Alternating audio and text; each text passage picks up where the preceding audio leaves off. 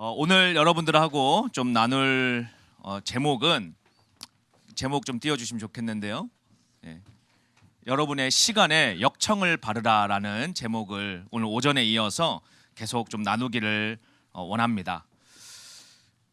우리가 여러분 복음화가 된 지가 한국이 이제 한 120~130년 이렇게 뭐 길게 보면 한 140년 이렇게 됐는데 한국 교회가 영적인 전성기를 경험을 하고 이 선교 학자들이나 교회 한국의 이제 뭐 교회사 연구하는 분들은 사실 90년대, 80년대 후반 90년대를 절정을 찍고 지금은 하강기라고 표현을 하고 있습니다. 실제로 뭐 통계적인 수치가 그렇죠.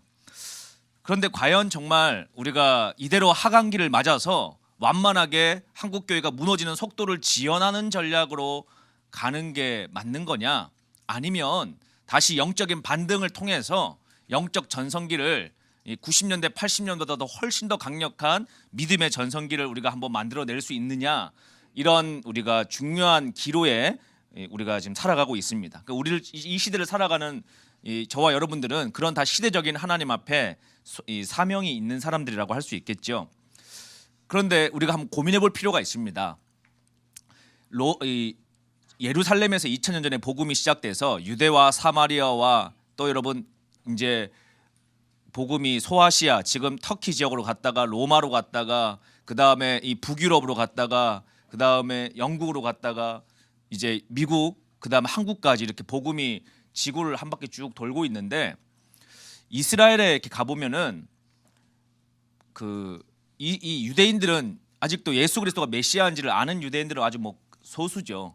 전체적인 유대인들 가운데 우리가 유대인 하면 전부 다 정통적인 유대적인 삶을 살 것 같지만, 사실 이스라엘 가보면 이 전통적 유대인적인 삶을 살고 있는, 그러니까 구약적인 방식의 이 라이프 스타일을 살고 있는 유대인들은 10% 내외입니다.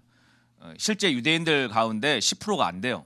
그러니까 아주 옥소도스 유대인들은 3%에서 7% 뭐 이렇게 얘기하는 분들도 있고, 하여튼 10%가 되질 않는데, 그리고 사실 유대인들 가운데 그 10% 안에 들지 않는 유대인들은 세상에서 어떤 그룹보다도 더 세속화되어 있고 타락해 있는 그룹입니다. 그래서 실제로 이스라엘의 텔아비브 같은 그런 상업 도시에 가보면 뭐 전 세계에서 제일 큰 게이 축제가 매년 열리고, 또 뭐 가장 동성애의 옹호적인 그룹도 그런 이 세속화된 유대인들인데, 그 5%, 10%가 되지 않는 유대인들이 참 신기하게도 3000년이 넘게 동일한 신앙을 유지해 나가고 있습니다. 물론 그들은 아직 예수 그리스도가 메시아인지를 모르니까 뭐 복음이 없죠. 그런데 오늘 제가 여러분들에게 드리려고 하는 거는 교육학적인 관점에서 어떻게 2000년 개신교는 복음이 지속되는 나라가 지금 하나도 없잖아요, 여러분. 터키가 소아시아 지역이었는데 2000년 전에 얼마나 대단한 믿음의 사람들이 다 살았고 순교했는데, 지금 터키의 복음화율이 0.1% 미만이거든요. 복음 십자가를 지키고 사는 사람들이 없는 거예요. 터키에 있는 교회는 외부에서 들어오는 이란이나 시리아나 뭐 한인들이나 이런 분들이 교회 생활을 하는 거지, 터키에서 살고 있는 그 주민들은 예수님을 안 믿는단 말입니다. 불과 2000년 만에. 그런데 뭐 지금 뭐 그것만 그렇습니까? 우리에게 복음을 전해준 영국 같은 곳도, 영국에 지금 가보면 복음화율 1% 미만이거든요, 영국이. 그래서 영국 땅에서 노방전도 하면 바로 체포당하잖아요, 여러분, 현행범으로. 뭐 동성애 반대, 그럼 바로 체포죠, 여러분. 막 할 수도 없죠. 심지어 이 유치원조차도 5세, 6세, 4세 다니는 유치원에서조차도 게이 축제하는, 우리는 뭐 서울시청에서 하루 이틀 한다 그러면 그냥 우리나라 권사님들이 다 가가지고 난리를 쳐가지고 그 게이 축제한 동네만 비가 오잖아요, 여러분, 기적같이. 그런데 영국은 동성애 축제 한 달 합니다, 한 달. 전 국가적으로 해요. 지난번에 제가 영국에 작년에 갔을 때 그 동성애 축제 기간인데 한 달 내내 동성애 축제를 하니까 국립미술관 가도 레인보우기 걸어놔야 되고, 국립도서관을 가도 걸려 있고, 국립박물관을 가도 걸려 있고. 왜? 국가에서 법이 통과되니까 내가 그것을 옹호하든 옹호하지 않건 법 통과되면 법치 국가니까 그렇게 가는 겁니다. 심지어 지금 미국에서도 여러분 이 미국 안에서도 리버럴한 주들, 그러니까 해안가에 붙어 있는 주들이 대부분 다 이 외부 문화를 빨리 수용을 하지 않습니까? 그러니까 이 복음을 상실해 버린 LA 지역이나 저기 뭐 이런 하여튼 바닷가 주변에 붙어 있는 지역들이 더 자유화가 이 타락을 많이 했는데 그런 동네들은 이미 유치원생들한테 동성애 교육 다 하잖아요. 법률적으로 요구를 하고 있지 않습니까? 한 달에 몇 시간씩 해야 되는지를. 그래서 많은 우리 한인 크리스찬들이 이 교육에 대한 갈등들, 미국에서 애들 키우는 분들도 또 뭐 한국도 마찬가지죠. 벌써 누리교육 과정 개편되면서 그런 게 다 들어와 있기 때문에 그런 영향들이 있는데 그렇게 여러분 세계적인 선교사가 있었고 세계적인 신학교가 있었고 뭐 미국의 하버드 대학이 뭐 사실은 목회자 양성하는 신학교로 출범한 학교 아닙니까? 그런데 그게 얼마 지났다고 벌써 뭐 1000년도 안 지났는데 완전 세속화돼 가지고 뭐 말도 안 되는 게이 신학을 만들어내고 있잖아요. 하버드 대학 신학과에서. 왜 이렇게 됐냔 말이에요. 왜? 우리가 뭘 잘못했길래 뭘 미스했길래 300년이 지나지 않아서 복음이 한번 딱 불이 붙으면 신약의 이 학자들이 300년 정도 지나면은 교회 그 복음의 불이 끝난다 한 나라에 이런 이론이 나올 만큼 왜 복음이 딱 씨를 심고 나면은 타오르지 않냔 말입니다. 이게 진리인데 하나님의 말씀이 살아있는데 하나님의 말씀이 생명인데 1000년 동안 불타올라도 이상하지 않을 이 복음의 생명력이 왜 한 나라에 점령되고 나면 불이 확 붙어가지고 전성기를 맞이했다가 불이 확 꺼지면서 기독교인이 소멸하는 도시국가로 한 나라도 예외 없이 2000년 동안 그렇게 왔습니다. 한번 생각해 보십시오. 우리 여러분 유럽에 그 대단한 존 웨슬레가 있었고 조지 하필드가 있었고 뭐 루터가 있었고 칼빈이 있었고 뭐 대단한 학자들이 다 있었는데 칼빈 몇 대 손 있어요 여러분 지금? 칼빈 뭐 10대 손 있습니까? 교회 신앙생활 하는 분 중에? 없어요. 다 없어요. 그런데 이스라엘에 가면 뉴욕에 가면 유대인들 랍비를 양성하는 헵시바 대학이라고 있거든요. 유대인들이 랍비 양성하는 그 헵시바 대학에 가면은 교장 선생님이 뭐 족보가 어떻게 되냐 그러면은 족보가 뭐 32대 손 이럽니다. 32대 손. 그냥 구약에 있는 족보 그대로 지금 신앙생활 우리 할아버지 32대째 올라가면 성경에 있는 인물 후손이래. 여러분 우리 한국인들이 이민 가잖아요. 1.5세만 돼도 여러분 한국말 잃어버리고 한국 문화 정체성을 잃어버립니다. 옛날에 우리 야구 선수 여러분 박찬호 선수가 미국 가가지고 3개월 만에 한국말 어눌하게 했다가 얼마나 요거도 먹었어요. 오래전 얘기지만 그만큼 우리는 문화에 대해서 수용성이 강하고 우리 문화를 지키려고 하는 것이 약한데 그게 뭐 비단 한국인뿐만이 그런 게 아니라 개신교를 믿는 전반적인 그룹들이 다 이렇게 신앙이 다음에게 전수가 안 됩니다. 왜 그러는가? 제가 오늘 오전에도 설명드린 것처럼 우리는 신약과 구약을 하나님 주셨는데 신약의 지상 명령에만 우리가 꽂혀 있는 겁니다. 신약의 지상 명령이 뭡니까? 예수님이 부활하셔서 승천하시면서 명령한 게 뭐예요, 여러분? 땅 끝까지 복음 전해라. 땅 끝까지.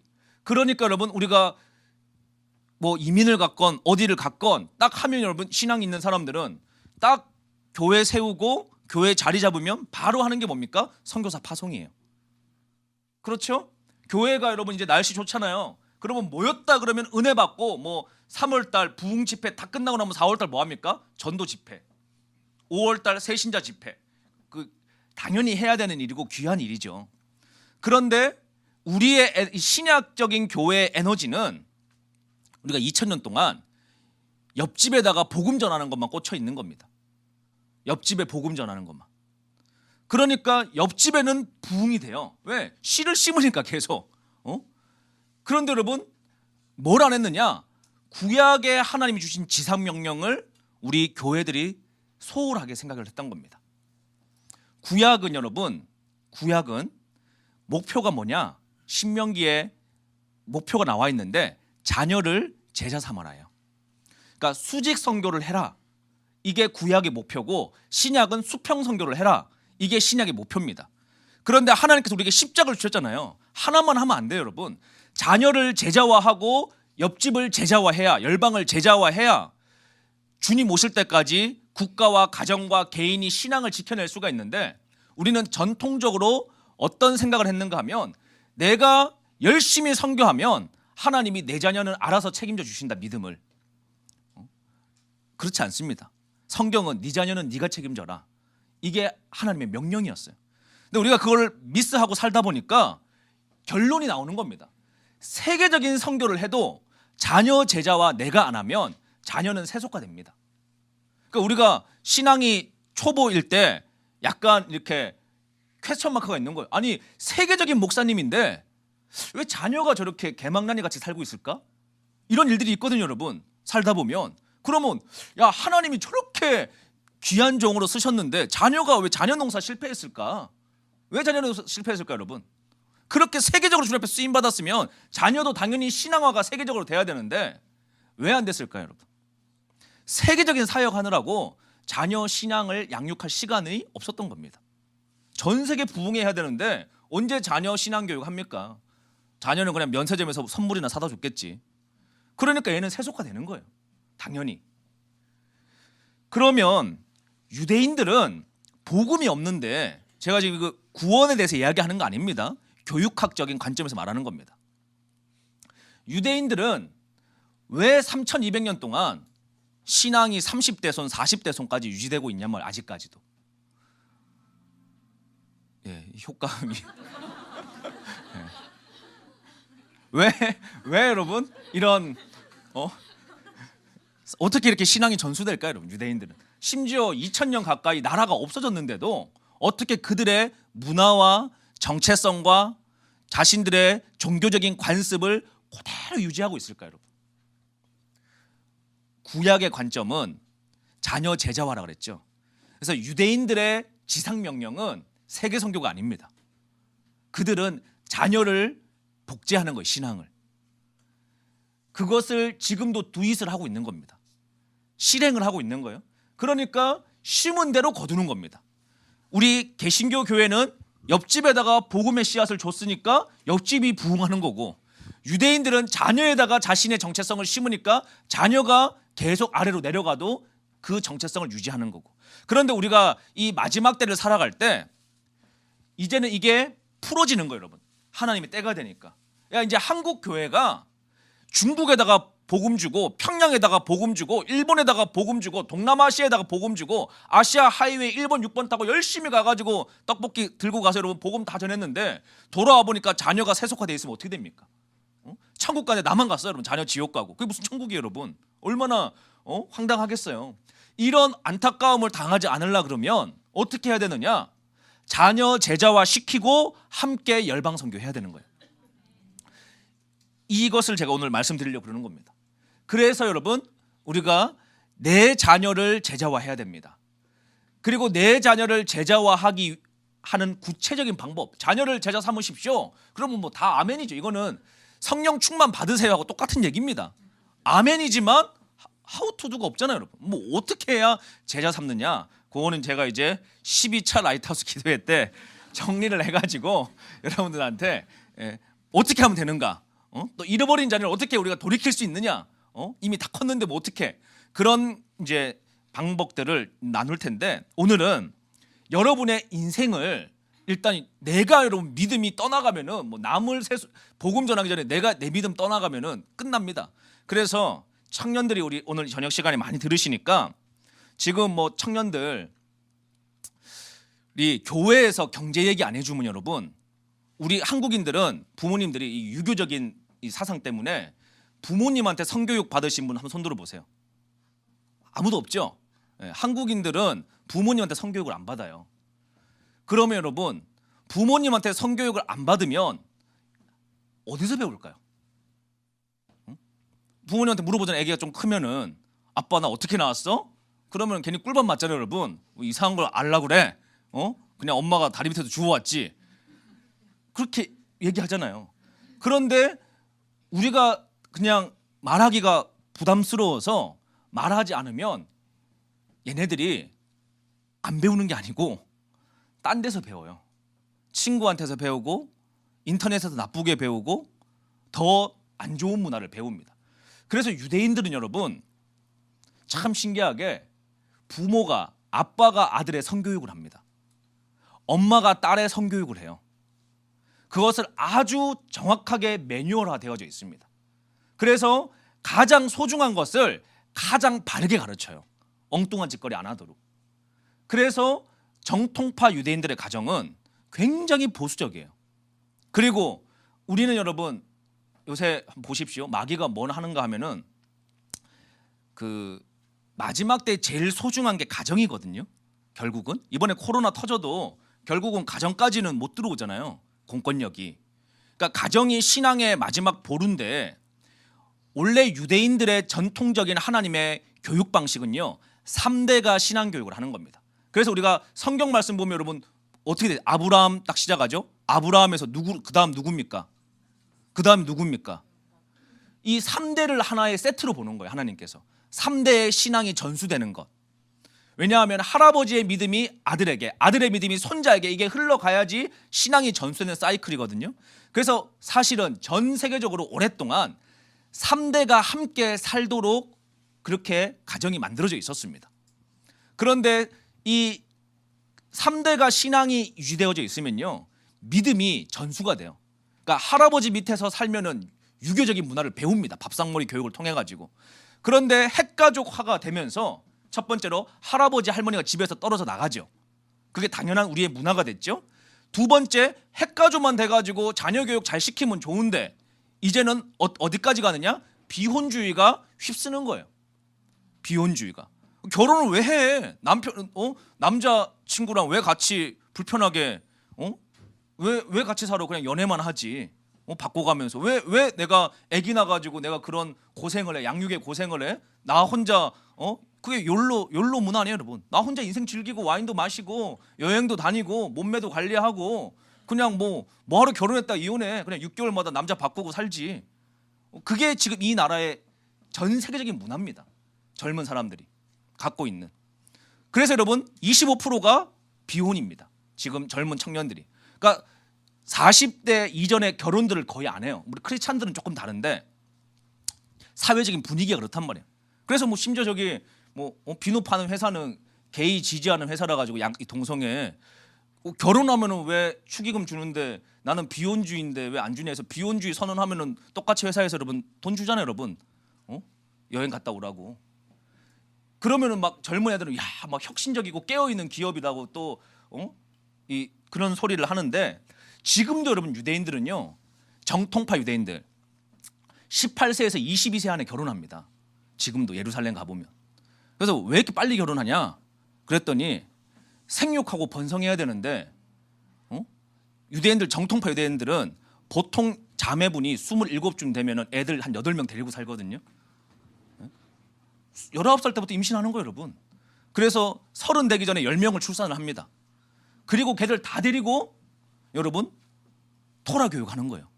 그러니까 세속적인 유대인들 볼 때는 완전 돼지 취급을 해. 야, 어떻게 여성 인권이 어디 있고 저게 무슨 저기 사람이냐? 애를 10명씩 데리고 막 여러분 저 예루살렘 가보면은 저게 인간이 할 짓이냐? 근데 여러분 그들은 철저하게 구별된 삶을 통해서 자녀 제자화를 하고 있는 거예요. 자녀 제자화를. 그런데 유대인이 유대인 되고 있는 비밀은 그들 때문에 DNA가 지켜지고 있는 겁니다. 자, 그들은 아직 예수님은 모릅니다. 물론 요새는 이제 랍비들 중에 예수님 믿고 돌아오는 유대인들도 있지만 전반적으로 몰라요. 그런데 왜 우리가 볼 땐 정말 희한한 삶을 살면서도 그러한 문화를 지켜내고 있는가 하면 구약적인 삶을 실천하고 있기 때문에 그런 것입니다. 두잇을 하고 있기 때문에 자녀를 제자화하고 있는 거예요. 내 자녀에게 믿음을 지키게 하고 있는 거예요.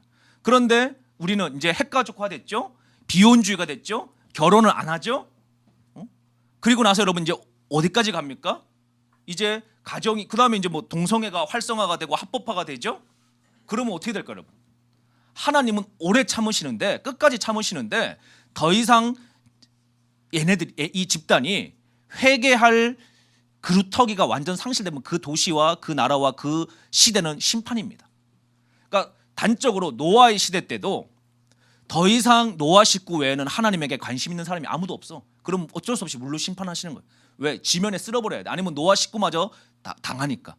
소돔과 고모라 땅에도 더 이상 얘네들은 더 이상 소망이 없어. 완전 동성애를 완전히 중독됐어 얘네들이. 그러니까 하나님의 천사가 가도 막 눈 시뻘게 가지고 달려들잖아요, 여러분. 그렇게 되니까 이제는 이 가정을 건져내고 여기는 불로 소멸할 수밖에 없어. 마찬가지로 지금도 여러분 그런 시기로 이미 진입을 했습니다. 이미 우리가 하나님의 말씀에서 너무 많이 떨어져 있는 거죠. 순종하려고 하진 않는 겁니다. 그러니까 여러분 신약적인 것만 순종하면 구약적인 거 우리가 그러니까 뭐 율법 지키라 이 얘기 아닙니다. 그런 얘기가 아니라 하나님이 자녀를 제자 삼으라고 하는 것을 우리가 준행하지 않으면 여러분의 자녀는 세속화될 수밖에 없어요. 그리고 여러분 자신도 여러분의 인생에 노아가 방주를 만들 때 나무를 가지고 뭘 발랐습니까? 역청을 발랐죠. 방수 역할을 하는 거죠. 외부에 유입되는 것들을 막아내는 역할을 하는 게 역청입니다. 또 모세가 그 바구니에 당겨가지고 그 버려져서 강에 갈 때 그 뭘 바릅니까? 역청을 바르죠. 물이 들어오는 것을 막아주는 보호해주는 역할을 하는 거예요.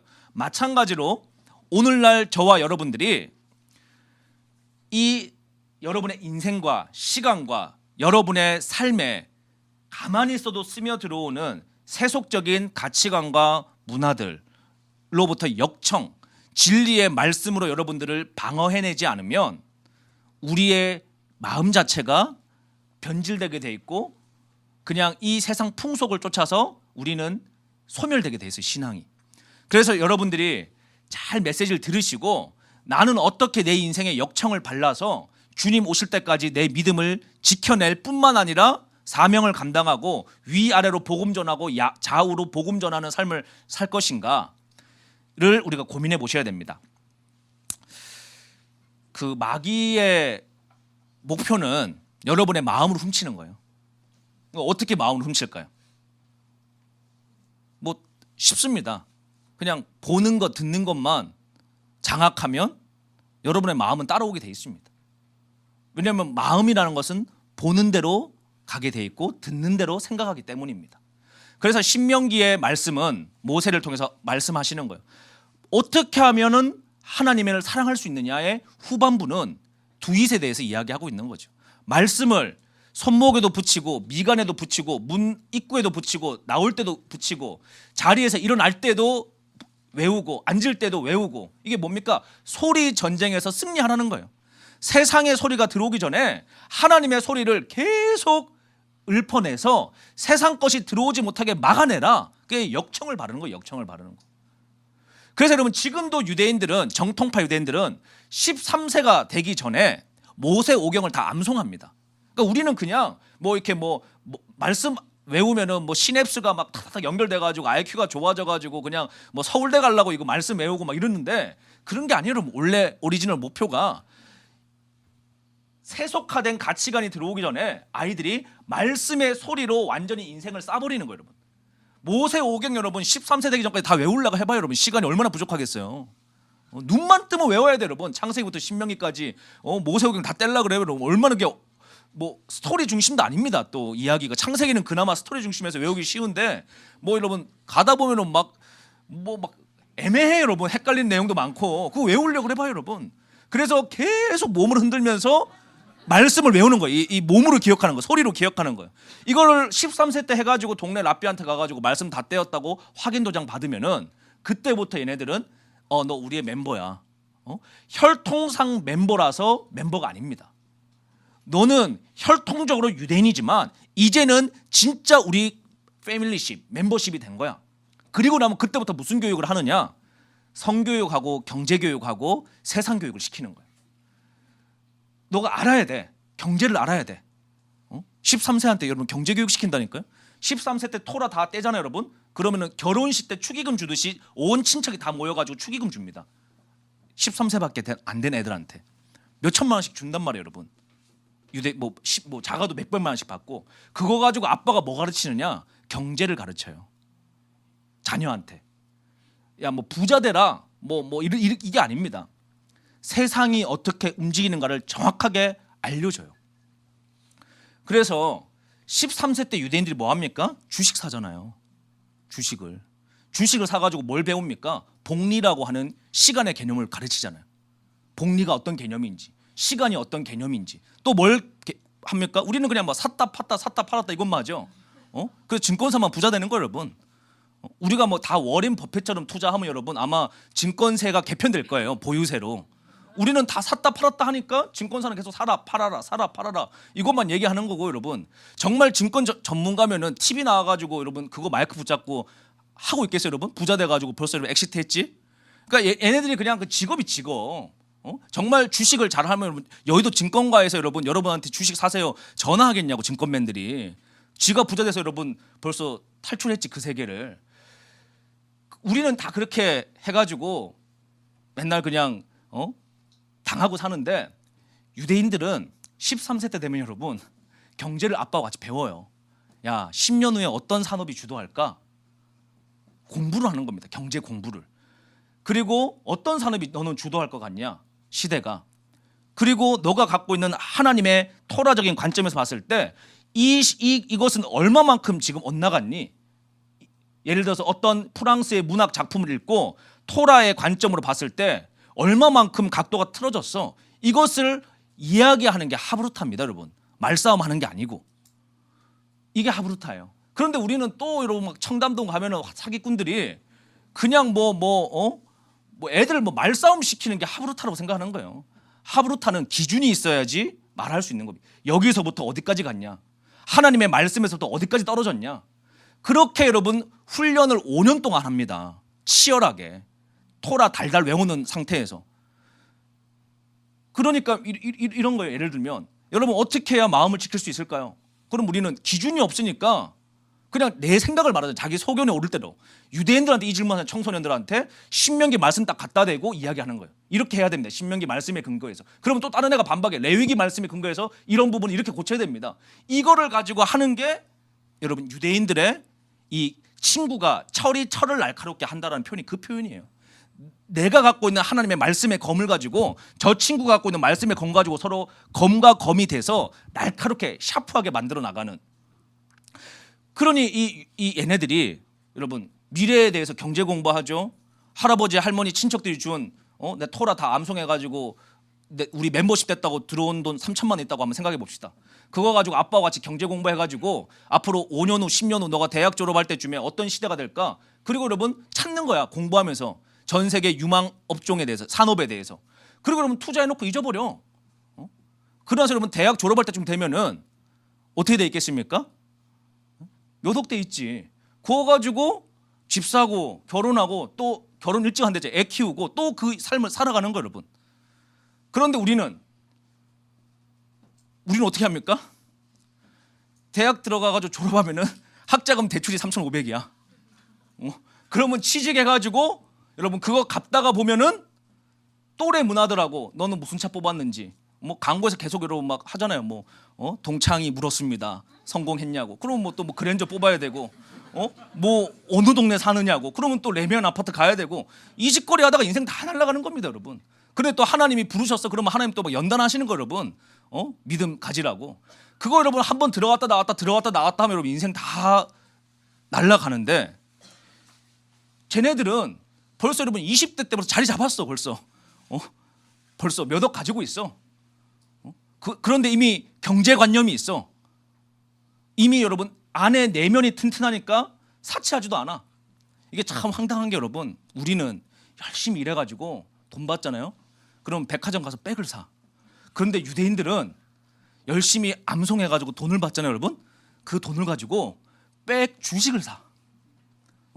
루이비통 주식을 산다고 여러분 유대인들은. 우리는 루이비통 백을 사는데 그러니 어떻게 되겠냐 여러분. 앞으로 이제 3년 동안 제가 변화에 대해서 여러분들한테 말씀해 드릴 테니까 잘 들으시고 정신 차려서 여러분 하다가 인생 다 탕진하지 말고 바뀌는 시대에 지혜롭게 준비하셔서 여러분 G2의 격에 맞는 믿음의 수준을 여러분들이 끌어올리실 수 있기를 축복해 드리겠습니다. 2023년, 2024년, 2025년은 지난 3년 동안의 코로나 때는 전염병이 돌아가지고 전 세계를 망가뜨렸잖아요. 지금은 금융이 위기라고 하는, 다시 말하면 신용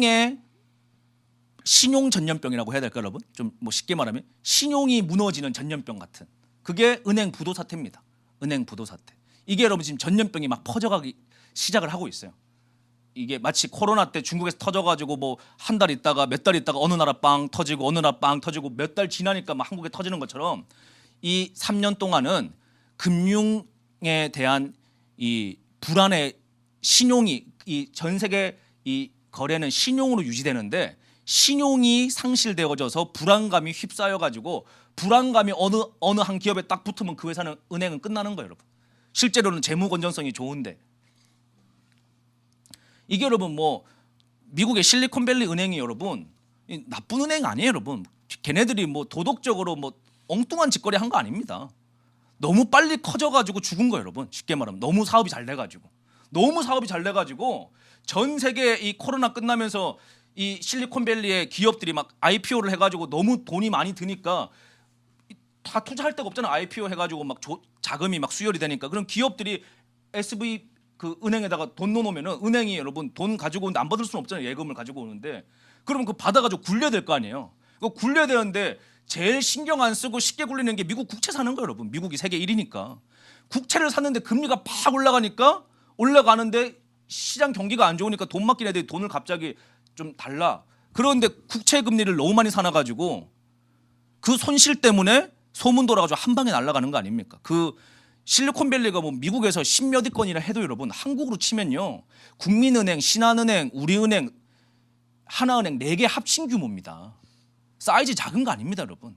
그리고 지금 뭐 스위스 크레딧 뱅크는 세계 10위권대 은행입니다 여러분. 세계 전산망 관리하는 핵심 은행이에요. 핵심 은행 거래할 때. 그런 은행들이 막 다 날아가잖아요 여러분. 좀 있으면 도이치뱅크 날아가려고 지금 준비하고 있죠. 한국은 뭐 새마을금고 터지기 직전이에요 여러분.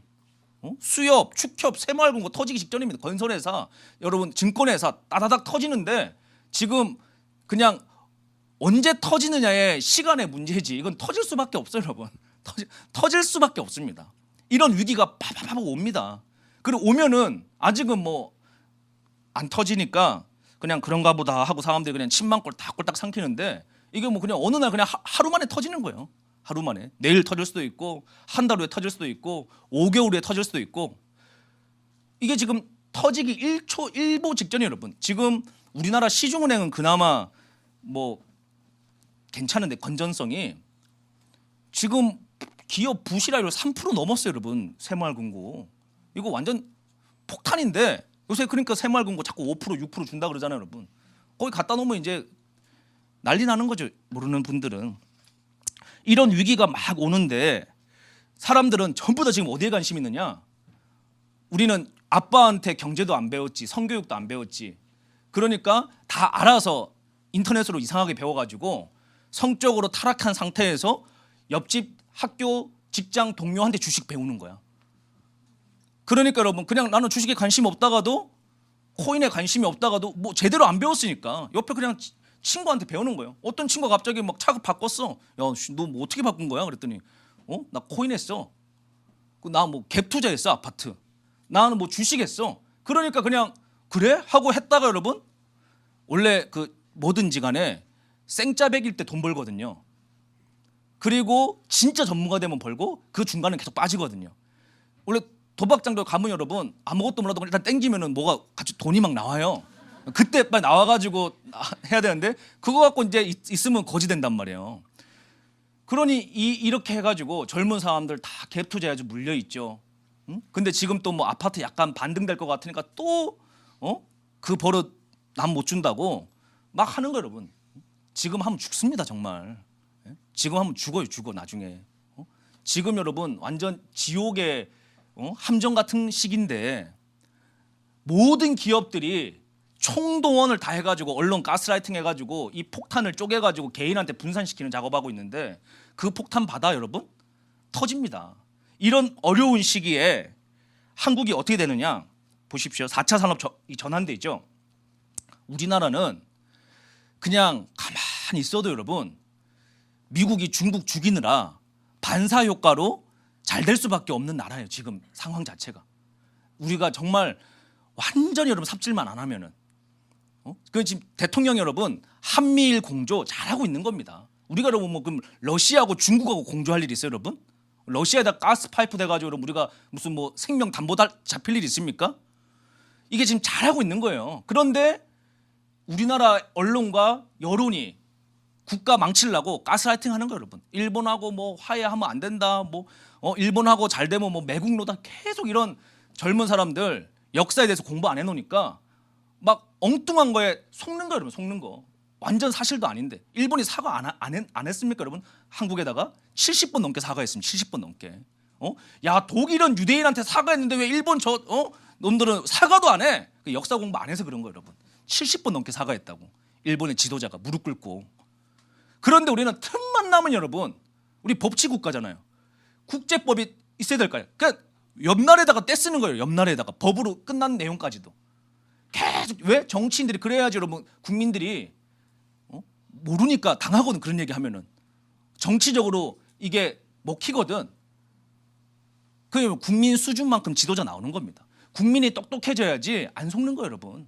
국민이 역사를 배워야지 바르게 우리가 가는 거예요. 근데 지금도 여러분 우리가 왜 일제시대 때 당했는지를 몰라. 제가 얘기해 줬잖아요, 여러분. 왕이 러시아에다가 줄대가지고 나라 말아먹은 거라고.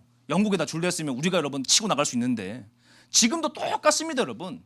대통령이 지도자가 지원이 어떻게 움직이는가에 딱 알고 줄을 대야 되는데 지금 지원이 미국이잖아요. 그래서 지금 대통령이 국정이 내부 여론이 안 좋은 거 알아도 한미일 공조하는 겁니다. 그게 나라 사는 길이니까. 그렇게 되면 우리나라 어떻게 되느냐? 자, 배터리 시장 400조입니다. 미국이 여러분, 미국은 G1이라 가지고 노력하지 않아요, 여러분. G1 백성들은.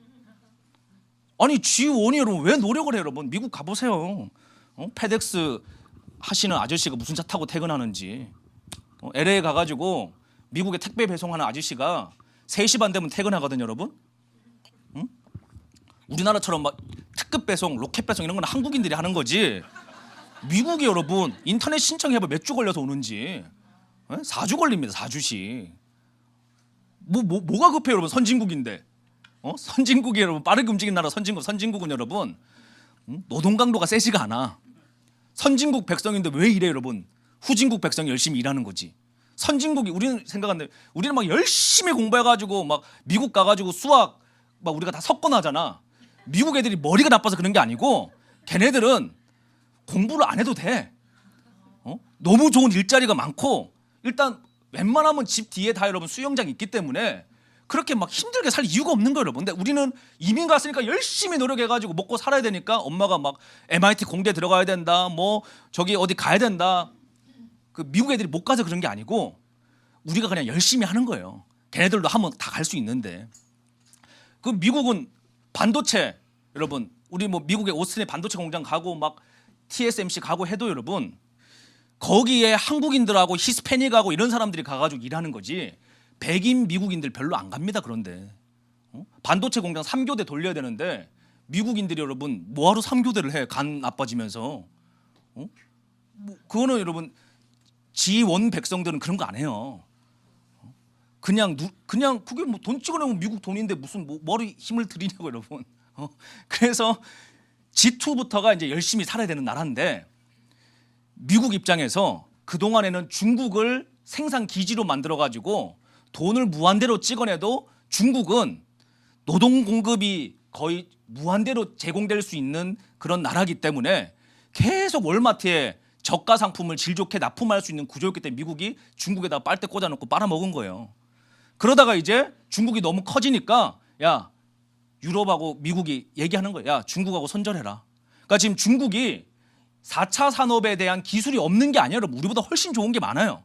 AI 기술도 배터리 산업도 모든 분야에 중국이 투자해 놓은 기술력이 훨씬 좋아. 근데 뭐 G1이 중국하고 거래하면은 너 이제 죽어. 중국하고 손 떼. 그 중국은 어떻게 해야 돼? 내수 시장만 팔아서 먹고 살아야 돼, 여러분. 이제. 그러니까 그게 무역에 다시 블록화가 되고 있는 겁니다. 그래서 제가 세계화 끝났다 그랬잖아요. 리쇼링. 중국에서 공장 빼. 그래서 미국이 정해주는 거야. 중국에 붙어있는 인도, 중국이랑 친해지면 안 되니까 야 인도야 니네는 노동력 많이 들어가는 거 곧다가 갖다 내. 그리고 미국의 앞마당 멕시코하고 브라질에다가는 야 중국에서 옷 만들 거 다 니들한테 떼줄 테니까 자꾸 우리 쪽으로 넘어오려고 하지 말고 니네 나라에서 나이키 옷 만들고 니가 해. 그렇게 남미하고 브라질에다가는 떼주고 아르헨티나 이런 데다가 그 다음에 반도체하고 전기 배터리 요런 거는 핵심 소재 산업이니까 대만하고 한국하고 일본 너희 셋이서 사이좋게 해.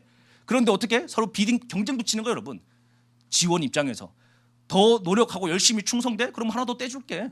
그러니까 지금 세계 나라가 여러분 막 열심히 미국한테 잘 보이려고 그래야 뭐 하나 먹으니까 배터리 산업 400조입니다, 여러분. 애널리스트가 분석한 게. 이거 한국이 거의 다 먹어요, 여러분.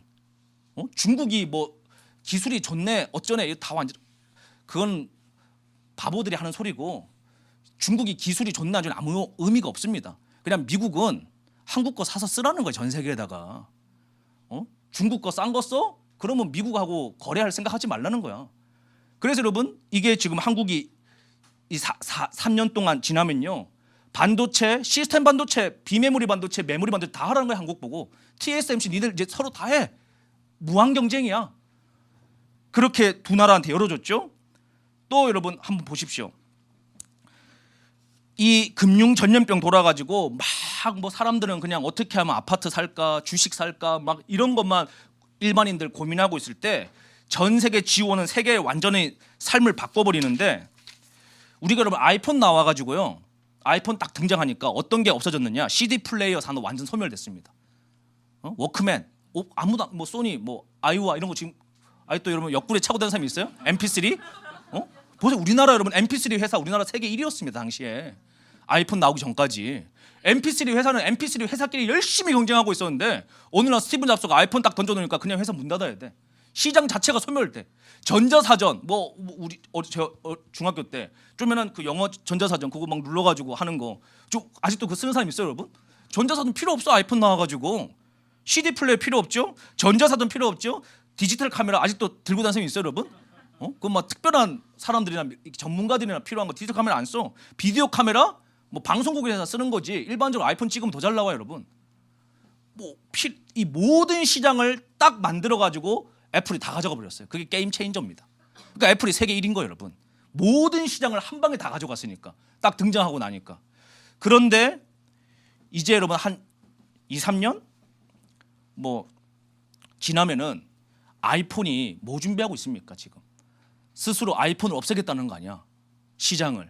아이폰 없애고 뭘로 통합하겠다는 거예요? 이번에는 노트북, 의료기기, 통역 서비스, 이어폰, 내비게이션, 건설 현장 측정 장비 이런 시장 다 먹습니다. 다 먹어서 어디로 들어갑니까? 스마트 글래스로 통합시켜요. 스마트 글래스. 스마트 글래스 나옵니다. 이미 뭐 시제품 많이 나와가지고 하는데 이 스마트 글래스가 이제 삼성하고 애플하고 또 구글하고 이렇게 막 경쟁 지금 열심히 하고 있는데 벌써 제가 10년 전에 수원에 기흥사업부 갔을 때 벌써 준비하고 있어서 벌써 이제 시장이 무르익어 가지고 나오는 것뿐이지. 통역 서비스 여러분 10년 전에 통역 다 됐어요, 여러분. 기술적으로. 그런데 시장이 무르익을 때까지 기다리는 거예요, 여러분. 농부들은 기술 다 개발해 놓고 삼성 미래연구소에서 여러분 10년 후에 써먹을 거 미리 지금 준비하고 있습니다. 지금 올해 하반기 때 출시될 거는 10년 전, 8년 전에 연구된 거 이제 시장이 무르익으면 하나씩 팔아먹는 거예요. 얘네들이. 그런데 스마트 글래스가 이제 시장이 무르익었어. 기술적인 시장이. 이게 얼마나 어마어마한지 제가 10년 전 영상하고 3년 전 영상을 두 개를 준비했으니까 한번 보세요. 이거 이제 한 1, 2년 지나면 핸드폰 바꿀 때 여러분 이제 뭐 100불 주면 주든지 아니면 공짜로 뿌리든지 얘네들이 뿌릴 텐데 여러분 지금 10년 전에 다 피처폰 쓰다가 지금 다 이런 아이폰 같은 거 쓰죠. 갤럭시나 어쨌든. 지금 아직도 피처폰 쓰는 사람 없잖아요, 여러분. 모토로라 접히는 거 뭐 이런 거 멋있다고 갖고 다니는 사람은 특이한 사람 아닙니까? 없잖아요. 똑같이 여러분 지금 한 2, 3년 지나잖아. 한 3, 4년 지나잖아. 그러면 다 스마트 글래스 끼고 삽니다. 오늘 제목이 뭐예요, 여러분? 시간의 역청을 바르라.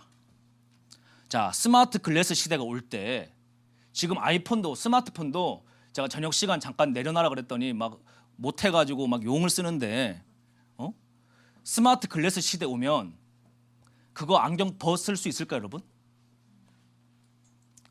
거의 다 못 벗습니다. 그러면 여러분 누가 주님하고 교제할까요? 누가 성령의 음성을 들을까요? 누가 말씀 앞에 머무는 고요한 삶을 살 수 있을까요? 집단적으로 다 정신병 걸려 있는데, 다 여러분 초조하고 불안한데, 스마트 글래스를 벗는다는 것 자체가 세상과의 단절인데, 지금 핸드폰 끄는 것만큼 그보다 더 심하게, 지금 핸드폰은 그래도 여러분 24시간 계속 만지는 거 아니잖아요, 여러분. 많이 만질 뿐이지. 그런데 스마트 글래스 시대가 오면 여러분 24시간이 완전히 내가 연결되어져 있습니다, 전 세계와. 자, 그 영상을 한번 보여드릴 때 한번 보세요. 얼마나 멋있는 시대가 열리는지. 자, 이거 안경 한번 써보세요. 그러는 거. 번역 기능 있는. You should be seeing what I'm saying just transcribed for you in real time, kind of like 실시간으로 subtitles 이제 for the 번역을 world. 해주는 겁니다. What we're working 근데 이 on 사람 눈에 다 is 들려요, 이거. technology that enables 보여, us to 눈앞에. break down 이게 language 무슨 뭐 barriers. 미래 기술 Taking 아니고 years of research and 이미 다 Google 개발 Translate 완료돼가지고 and bringing 지금 that to 필드에서 buses. 여러분 테스트하고 You see me? 있습니다. 판매하기 Sí, 직전에. sí te veo. I'm actually looking straight into your eyes, and it seems like you're looking right at me. 이 지금 안경 끼고 보는 겁니다. 외국인이 말하는 게 그대로 Making 실시간으로 access to 이 information 투명창에 just AR로 instant 다 and intuitive. 우리가 한국어 By 설정 doing that, 기능만 한국어로 바로 technology 되는 fades 거죠. into the 이 기능 background, 자체. and we're more connected with the people and the things around us. 수화도 다 통역이 돼요. Giving 그러니까 people the 모든 gift 언어가 of communicating with anyone, 소통되는 no 시대. matter what language they speak, I think is a really powerful thing. Que tengo que dialogar con muchas personas que solamente hablan 스페니시 inglés. 하고 있는데 바로바로 Como 영어로 magia 나오죠. para mí, porque voy a ver cosas que 모두가 voy a 소통할 수 entender lo que 있는. ellos dicen por completo y 也是可以互相沟通。我爱你。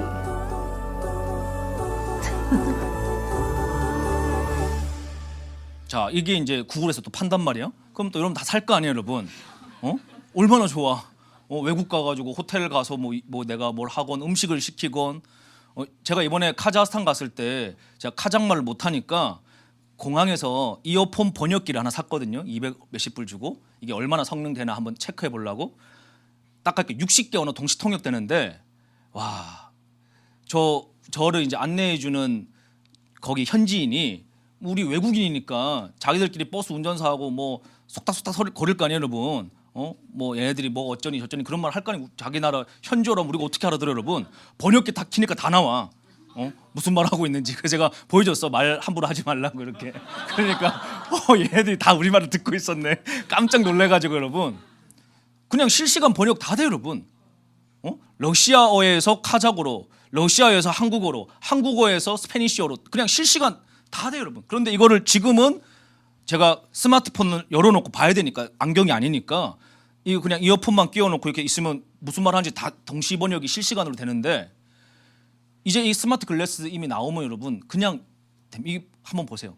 창세기 11장에 바벨탑 사건. 언어가 하나였죠. 그 언어가 하나였던 게 데칼코마니처럼 마지막 때가 되면 똑같이 인본주의의 능력으로 언어를 하나로 만듭니다. 그 다음에 뭐 할까요, 여러분? 우리가 하나님보다 더 높은 유토피아 한번 만들어보자, 이 땅에서. 인간이 완벽하게 통제하는 신세계 새로운 세상을 한번 만들어보자. 그게 뭐예요, 여러분? 제2의 바벨탑이에요. 그런데 그 세상에는 누가 없어야 됩니까? 예수쟁이가 없어야 돼. 예수 믿는 사람이. 그래서 모든 철학과 사상과 방향이 어디로 갑니까? 반기독교로 가고 있는 거예요. 한번 생각해 보세요, 여러분. 코로나가 빵 터졌어요. 그런데 갑자기 신천지에서 터져, 하필이면. 그래서 우리 한국교회가 좋다고 박수쳤어. 야, 신천지 저것들 벌 받았다. 대구에서 신천지 터졌잖아요, 여러분. 그런데 외부인들이 볼 때는요, 다 교회로 생각합니다. 우리가 이단이라고 생각하는 거지. 일반 직장에 교회 안 되는 사람한테 물어봐요, 여러분. 그냥 거기도 교회예요, 여러분. 예수 안 믿는 사람들이 봤을 때는. 그런데 신천지에서 빵 터져가지고 우리가 뭐를 교회가 지키지 않았느냐? 예배의 자유라고 하는 것이 얼마나 헌법적으로 중요한가에 대해서 신천지 망가질 때 우리 교회가 다 박수치고 있는 거예요. 그래 저건 이단인데 국가가 밟아주니까 얼마나 잘 됐냐. 잘 됐다. 그렇게 딱 열리고 나니까 그 다음에 바로 어디로 들어옵니까? 교회로 들어오는 거예요, 여러분. 국가 공권력이. 그렇죠? 그 교회가 바로 데미지 입죠. 뭐라고 항변할 수 있습니까? 두 번째, 신천지 날아가고 그렇게 딱 되고 나니까 넷플릭스에서 JMS 뭐 이런 거 터트리죠. 우리가 볼 때는 완전히 성경으로 사기치는 사기꾼들이지만 또 외부인들이 볼 때는 그냥 여러분 교회라고 생각하는 거예요. 교회 안에 저런 이상한 집단들이 있구나. 그 뭐 40대 직장 다니는 남편들 그런 거 봤다 그러면 여러분 교회 다니는 아내 똑같은 시선으로 보는 겁니다. 똑같은 시선으로. 그렇게 딱 털리고 나면은 이제 어디로 들어올까 여러분? 교회로 또 들어오는 겁니다. 그런 지금 이게 얘네들이 기획을 했다 그러면 난 참 IQ가 얘네들이 굉장히 높은 것 같아.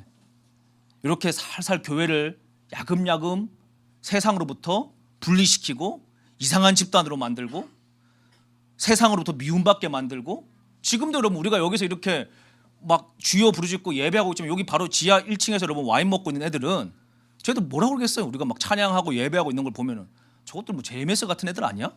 뭐 신천지 같은 애들 아니야? 뭐 좀 이상한 애들 아니야? 그럴 거라고 세상 애들은 그렇게 인지를 부정적으로 심어 놓습니다. 전 세계에다가 얘들이 지금 뭐 하고 있는 거 좀 보이지 않습니까?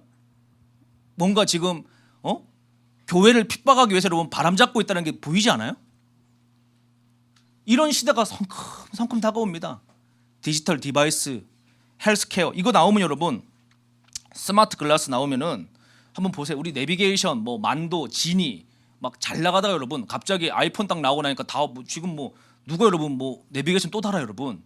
핸드폰이랑 그냥 다 잘 되는데 그렇죠? 그냥 한 방에 없어지잖아요. 지금 노트북 사양 산업입니다. 이제 뭐 대만이나 뭐 이런 데서 그냥 뭐 사무용 노트북 정도나 만들겠지 대중화가 이제 안 돼요 여러분. 그래서 삼성도 LG도 손 털고 있는 거예요 여러분. 이제 엑시트 하려고 여기 끝납니다. 그거 어디로 갑니까? 노트북, 의료, 혈당계, 체온계, 심박동계 다 없어집니다. 디지털 장비로 다 통합돼요. 또 어떻게 됩니까? 통역 서비스.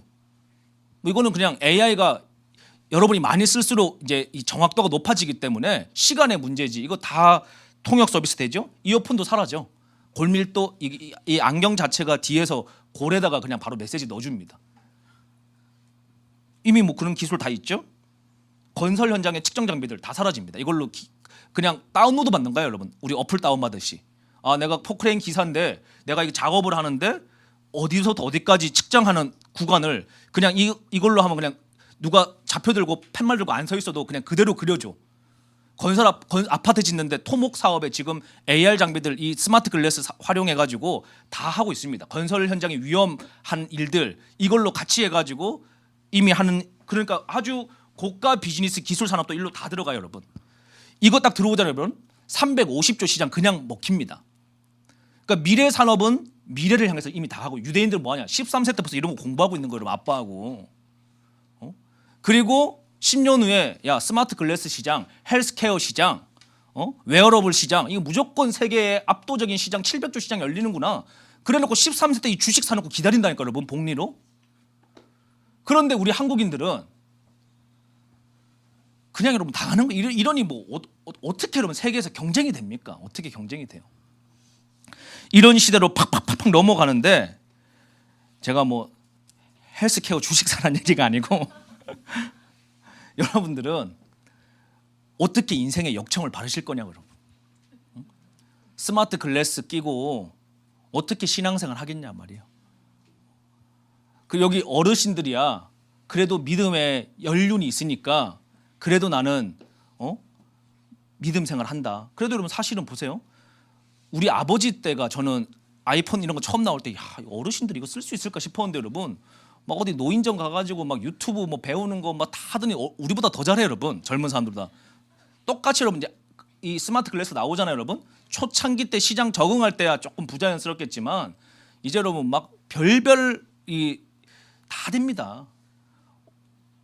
어떻게 여러분 이제 막 통역 안 돼 가지고 외국 못 가시는 분들도 이제 막 전 세계 다 다닐 수 있는데 오직까지 이런 시대가 오는데 기도 훈련, 신앙 훈련, 말씀 듣고 성령 음성 듣는 훈련 누가 되겠냐 말이에요. 그래서 이제 하나님 믿을 사람이 주님이 그런 거 내가 인자가 올 때 이 땅에 믿음을 보겠느냐. 응? 믿음 지키는 사람이 별로 없는 거예요. 노아 때처럼. 전부 다 세속화돼서 수평 문화 다 스며들었는데 인본주의로 들어와서 제2의 바벨탑 짓는 거에 자기도 어느 한 구탱에서 노예 생활을 하고 있는데 어떻게 여러분 탈출해가지고 주님 나라를 향해서 살 수 있겠냐 말입니다. 저는 미리 말씀해 드리는 거예요. 이런 시대가 온다라는 걸. 그러면 오늘 이 메시지를 듣는 분들 가운데 경각심이 있다 그러면 지금부터 도구의 노예가 되는 것이 아니라 내 하나님 믿는 사람은 소수의 창조적인 크리에이티브가 나옵니다. 항상 어느 시대나 창조력이 충만한 리더가 세상을 이끌어 가는데 하나님으로부터 그것을 다운로드 받았느냐 어두움으로부터 다운로드 받았느냐 이거에 대한 충돌인데 오늘 여러분들 가운데 나는 말씀 읽고 기도하고 이런 스마트 글래스, 스마트폰 이런 것들로부터 나를 역청을 바르고 지켜내서 하나님 앞에 겸비된 사람들은 그 시대에도 탁월하게 치고 나가는 거예요. 왜? 컨텐츠를 생산해낼 수 있는 사람들이니까. 그런데 그 시대에도 지금처럼 그냥 막 정신없이 살면 여러분 그냥 언론에서 던져주는 거 씹어대면서 가십성 기사에 댓글 달면서 인생 허비하면은 3년 동안 하다가 주식을 좀 해서 돈을 벌건 말건 뭐 아파트를 사서 돈을 벌건 이게 아무 의미가 없어. 영적으로 완전히 기근의 때로 들어가서 그 다음에 어디로 갑니까? AR로 갔다가 메타버스로 가는 거예요. 그러면 이제 지금 자라나고 있는 초등학생, 유치원생 이런 애들은요 AR도 아닙니다. 걔네들은 완전 가상세계로 그냥 들어갑니다. 거기에서 일도 하고 공부도 하고 밥도 먹고 그리고 벗으면은 실상은 노예 같은 삶을 살고 있는 거고 그래서 여러분 전 세계를 아주 노예라고 사람들이 생각하지 않아. 모두가 자유롭게 살지만 실상은 노예처럼 만들어 놓은 세상이 여러분 이 세상에 사람들이 꿈꾸고 있는 제2의 바벨탑입니다. 제2의 바벨탑. 그래서 지금 중국이라고 하는 공산주의라고 하는 모델은 억압을 통해 가지고 유토피아 만들겠다고 했는데 생지옥이 된 거죠. 북한이 그런 나라 아닙니까? 뭐 모두가 행복한 나라 만들어주겠다 해놓고 뭐 완전 세계 최고 지옥 만들어 놓은 데죠. 또 한쪽은 여러분 그게 뭡니까? 모든 것을 누릴 수 있는 죽도록 즐길 수 있는 세상. 그러니까 조지 오웰 방식의 통제 사회가 있고 헉슬리 방식의 신세계가 있는 거예요. 근데 이 두 개가 지금 서로 충돌하면서 세상에 하나님을 떠나는 유토피아를 보여주고 있는 겁니다. 기술의 진보를 통해 가지고 돈들이 다 그쪽으로 가고 있어요. 헬스케어, 디지털 디바이스, 스마트 글래스, 그다음에 디지털 코인, 디지털 화폐 다 이쪽으로 가고 있습니다. 그리고 그 일의 중심 중에 하나가 한국이에요. 그래서 한국은 쭉쭉쭉쭉 올라갈 텐데 이 산업이 성장을 함에 따라서 과연 이 시대의 크리스찬들은 어떻게 여러분의 인생에 역청을 바르고 살 거냐. 나는 그렇다 쳐 믿음이 있으니까 나의 자녀들은 어떻게 역청을 바르고 살 거냐에 대해서 여러분들이 스스로에게 고민해 보시기 바랍니다. 이제 제가 말씀을 좀 마무리 짓겠는데 예배팀 나와주시고요. 유대인들의 집에 가보면요, 유대인들의 집에 일반인들이 못 가죠. 우리들이 뭐 이스라엘 여행 성지순례 가가지고 유대인 옥소도스 유대인 집 어떻게 들어갑니까? 유대인들이 이방인을 개처럼 생각해가지고 문을 안 열어줘 여러분. 좀 유대인들은 이방인을 개로 생각합니다. 정말로 인간으로 생각을 안 해요 여러분. 말도 안 합니다. 지나가다 못 만지고 막 이래요 여러분. 유대인들은 뭐 이상한 짐승 묻은 것처럼. 그래서 여러분 이스라엘 선교가 어려운 거예요 마음이. 이스라엘을 사랑해서 갔다가 한번 갔다 오면 시험 드는 경우가 많거든요 여러분. 그런데 그만큼 마귀가 문화적인 틈을 만들어 놨는데 그래도 유대인들하고 친구가 되면 유대인들은 이제 사람으로 취급을 해가지고 문을 열어주는데 유대인 전통파 유대인 집에 가면 여러분 우리는 거실에 뭐 있어요 여러분? 거실에 뭐 있어요 여러분? TV하고 소파. 그래서 우리 친구 집에 어렸을 때 놀러 가가지고 TV 몇 인치가 그 집에 부의 정도 아닙니까? 집에 막 50인치 있어 와 이러고 그런데 유대인 그래서 우리는 아예 아파트 인테리어 할 때 아예 TV 놓을 자리를 아예 만들어 주잖아요 여러분. 여기다 TV 걸어라고. 유대인들은요 TV가 없습니다. TV를 안 봐. 거실 집에 TV가 없어요 여러분. 왜? 수평 문화 차단해야 되니까. 내 자녀를 지켜야 되니까. 그리고 이것들은 13세가 되면은 삼성, LG 주식을 샀을 거야.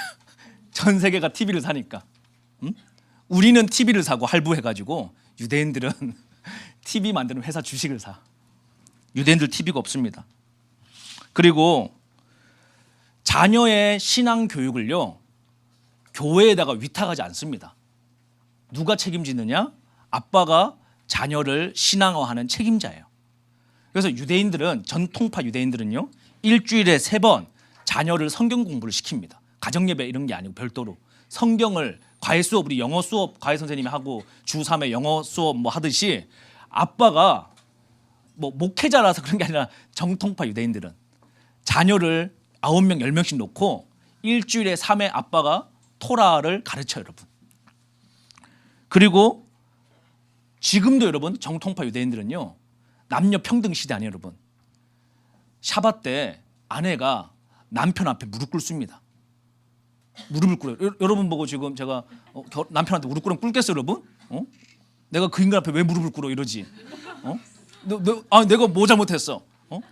내가 뭐 밑에야? 뭐 무슨 뭐 가부장이야? 뭐 꼰대야? 막 우리는 지금 이런 막 쏟아 나오잖아요, 여러분.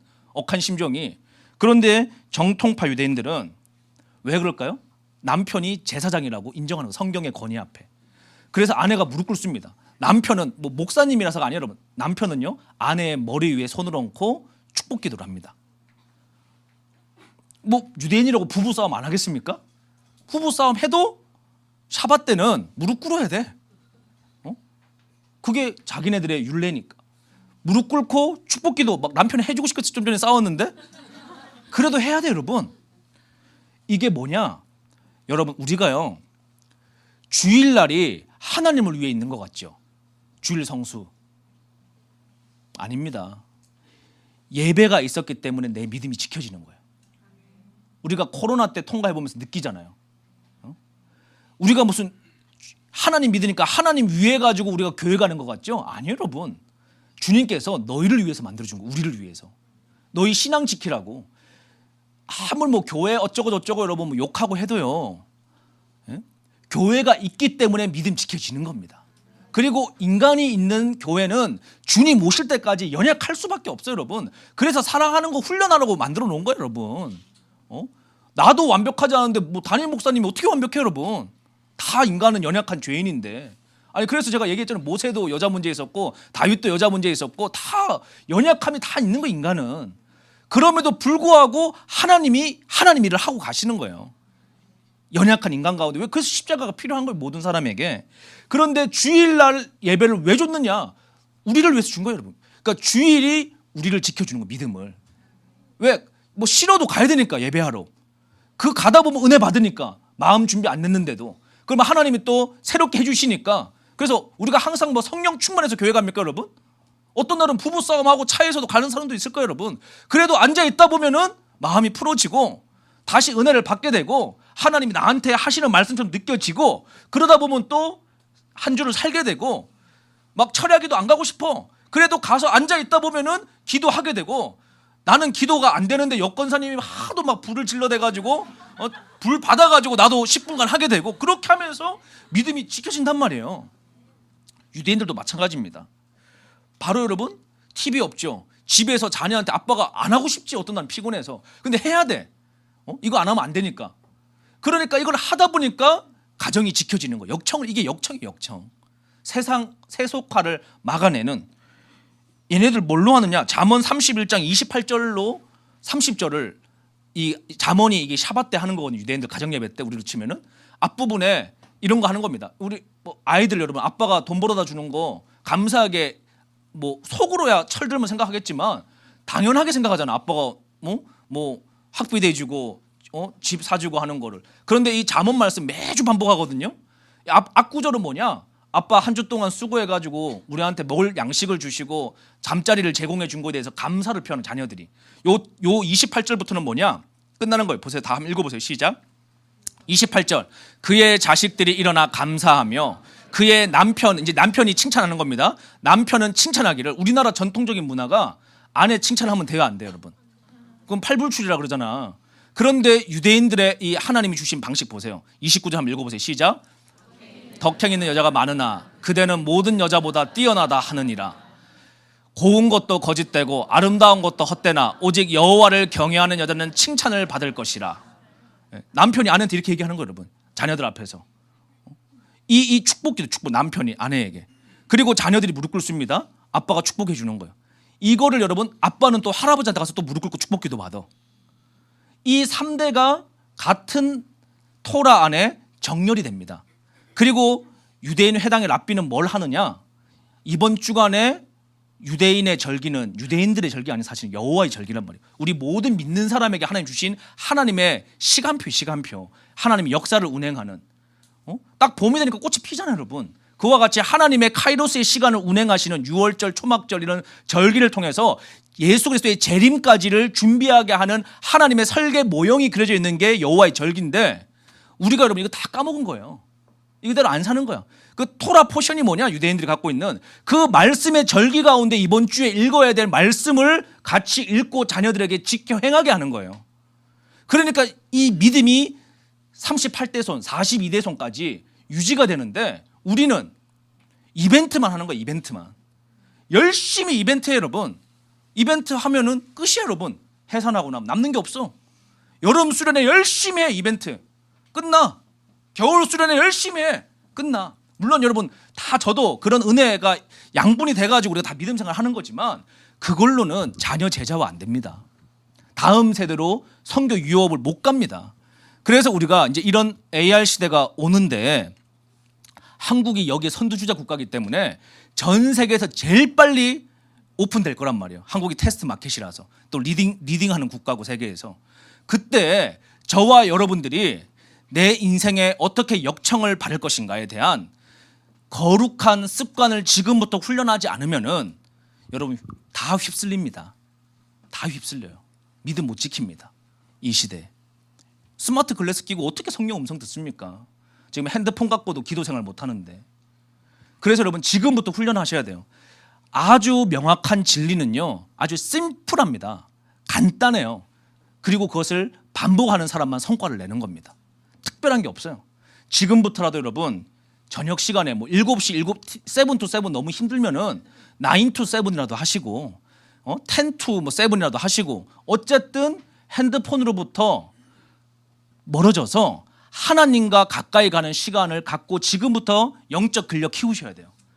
그리고 하나님 주시는 시간을 가지고 탁월해져서 하나님의 때에 기근이 오는 때에 나의 인생에 나의 가정에 나의 삶에 역청을 발라놓은 사람들이 여러분 반석 위에 집 지은 자처럼 세상을 영적으로 이끌어갈 수 있는 리더들이 될 수 있습니다.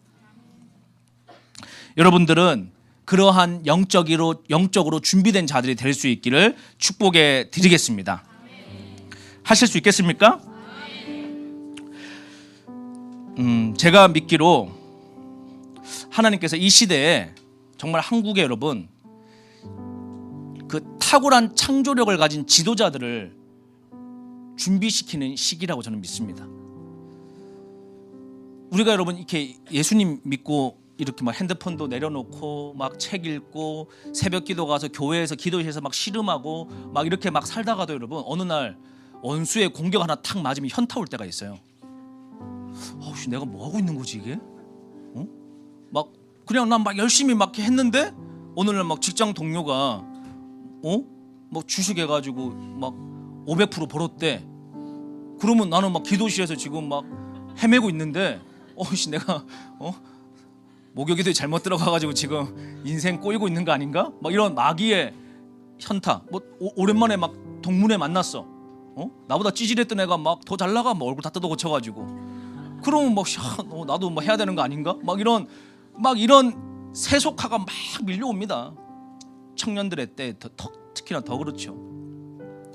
그런데 한번 보세요. 누구를 의식하고 살 것이냐 이게 참 중요한 일입니다. 제가 그냥 개인적으로 이렇게 생각해 보면요, 나는 사울보다 다윗이 더 나쁜 놈 같아요. 죄의 경중으로 인본적으로 따진다 그러면 그런데 하나님은 사울을 패하시고 다윗을 세우셨단 말이에요. 아니 사울이 더 나쁜 짓을 했습니까? 다윗이 더 나쁜 짓을 했습니까? 근데 사울은 진짜 개죽음 당하잖아요, 여러분. 얼마나 비참하게 죽습니까? 그러면은 사울하고 다윗하고 똑같이 죄인인데 뭐가 다를까요? 어떤 점이 다를까요? 사울하고 다윗이 다른 점은 딱 하나입니다. 하나님 앞에 사는 삶이냐 아니냐, 백성들의 평판을 의지하고 사느냐, 하나님이 나를 어떻게 보시느냐를 주목하고 사느냐. 다윗은 사울보다 어찌 보면 더 나쁜 짓을 하고 살았지만 딱 걸렸을 때 하나님 앞에 가서 기도하는 거예요. 그러니까 세상 사람들이 볼 때는 여러분 요즘에 뭐 저기 넷플릭스에서 말하는 또 옛날에 저기 밀양 같은 데서 말하는 인본적인 비진리적인 회개에 대해서 조롱하는 거 아닙니까? 복수하라는 거 아닙니까? 너만 어떻게 하나님 앞에서 용서 구했으면 다냐? 피해자 입장에서 그게 정말 하나님이 공의로운 하나님이냐? 이렇게 막 조롱하는 거예요, 여러분. 조롱하는 거예요. 너희가 진짜 그러고도 기독교인들이 맞아? 막 이걸 막 지금 막 가스라이팅 하고 있는 거예요, 여러분. 젊은 애들한테. 근데 성경은 뭐라고 말합니까? 하나님 앞에 가라는 거예요, 십자가 앞으로. 가룟 유다 같이 화끈하게 죽으면 여러분, 그게 지금 세상 사람들은 칭찬받을 거예요. 야, 쟤는 그래도 지 죄를 지가 담당했네. 성경은 우리의 죄를 예수님이 담당했다는 거예요. 그래서 여러분, 우리 모두는 죄인인데 말씀 앞으로, 주님 앞으로 나오는 자는 주님이 의롭다 해주신다는 거예요. 그런데 주님 앞으로 안 가? 백성들의 평판을 살펴, 내 인지도를 살펴, 나의 여론을 살펴, 그거는 죽는 거예요, 여러분. 하나님 보실 때 똑같은 죄인이지만. 여러분 어떻게 하셔야 될까요? 내가 이렇게 기도 생활을 하고 있어. 근데 어느 날 친구 사는 거 보고 현타 와. 내가 이렇게 사는 게 맞아? 내가 이렇게 세븐 투 세븐 하면서 하나님 앞에 다 뭐 죄 짓고 사는데 나 혼자 거룩을 유지하겠다고 뭐 웹툰 끊고 게임 끊고 뭐 이렇게 내가 골방에서 매일 기도하고 주님은 오시지도 않는 것 같고 이렇게 내가 사는 게 맞아? 여러분 그게 맞습니다. 그게 맞아요. 제가 20대 때 여러분 기도실에서 나올 때마다 얼마나 현타 왔는지 몰라요. 내 행색을 보니 이게 진짜 내가 야 하나님 진짜 살아계신데 도대체 어떻게 이럴 수가 있냐, 어떻게 이럴 수가 있어, 어떻게 이럴 수가 있지? 막 교회 화장실 청소를 하라 그래서 막 순종을 하긴 하는다 하면서도 막 어떤 날은 기쁜데 어떤 날은 또 현타와 여러분. 막 그냥 화장 청소하고 있잖아요. 그러면 어느 날 그냥 원래 나는 화장 청소하는 사람으로 사람들이 인지를 해. 그래서 막 무시한단 말이에요, 여러분. 깨끗하게 하라고 막 집사님들이. 그러면은 막 갑자기 하다 막 뚜껑이 열려, 여러분. 와, 내가 지금 화장 청소할 사람이 아닌데, 내가 왜 이걸 해야 돼? 뭐 하나님 말씀해 주십니까, 여러분? 그냥 그 기간 넘어가는 거예요, 루틴하게 피눈물 흘리면서. 그러면서 뭘 배우는 겁니까? 나는 하나님이 하라고 하는 한계가 없는 찢어지는 여러분 지금 하나님 앞에 세공되고 있는 거예요. 나의 능력이 완전히 그냥 아래 위로 없어져 여러분. 무한대가 되는 거예요, 하나님 앞에.